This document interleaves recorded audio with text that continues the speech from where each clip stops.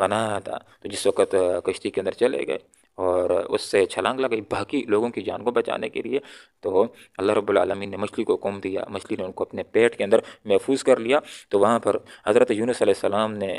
مچھلی کے پیٹ کے اندھیروں کے اندر رب کائنات کو پکارا، فنادا پکارا فی الظلمات، اندھیروں کے اندر کتنے اندھیرے تھے، ایک تو رات کا اندھیرا اور دوسرا سمندر کا اندھیرا اور تیسرا مچھلی کے پیٹ کا اندھیرا، اندھیروں کے اوپر اندھیرے۔ اب اللہ رب العالمین کو پکارا کہ اللہ میں مشکل کے اندر ہوں، اس مشکل سے اگر کوئی نجات دے سکتا ہے تو اے اللہ رب العالمین تو ہی مجھ کو نجات دے سکتا ہے، اور مسلسل اللہ کی پاکی بیان کرتے رہے اور یہ سبق پڑھتے رہے،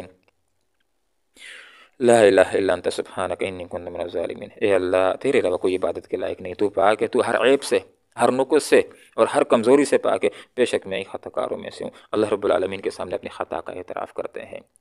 اور اس کے اوپر کوئی توجیہ نہیں کرتے ہیں، خطا کا اعتراف کرتے ہیں، اور اللہ رب العالمین نے ان کو معاف کر دیا اور مچھلی نے ان کو صحیح سلامت ساحل کے اوپر اگل دیا، دوبارہ سے وہ زمین کے اوپر آ گئے۔ حدیث کے اندر یہ بات آتی، حدیث کا مفہوم ہے کہ اگر کسی بندے کے اوپر کوئی مشکل آ جائے، کوئی بندہ اپنی ضرورت کے لیے اس سبق کو پڑھ کر کے لا الہ الا انت سبحانک انی کنت من الظالمین یہ پڑھ کر کے اللہ رب العالمین سے دعا مانگے گا تو اللہ اس کی دعا کو قبول فرمائے گا۔ حضرت یونس علیہ السلام کی دعا کو اللہ نے قبول فرمایا، ان کی مشکل کو دور کیا، دوبارہ سے ان کو مچھلی کے پیٹ کے اندھیروں سے نکالا اور زمین کے پر اللہ نے ان کو پہنچایا، اور مچھلی کے پیٹ کے اندر وہ یہی سبق پڑھتے رہے، لا الہ الا انت سبحانک انی کنت من الظالمین فاستجبنا، ہم نے قبول کی دعا لہو اس کی، مشکلات کے اندر کسی اور کو نہیں پکارا۔ انبیاء کی تعلیم ہمارے سامنے یہ ہے کہ جب بھی کسی نبی کے اوپر کوئی مشکل آئی ہے تو اس نے کسی اور کو نہیں پکارا، مشکل کے اندر اللہ رب العالمین ہی کو پکارا ہے، اور اللہ رب العالمین ہی مشکلات کو دور کرنے والا ہے۔ حضرت یونس علیہ السلام کے اوپر مچھلی کے پیٹ کی صورت میں مشکل آئی، کسی اور کو نہیں پکارا، اللہ ہی کو پکارتے رہے، لا الہ الا انت سبحانک انی کنت من الظالمین،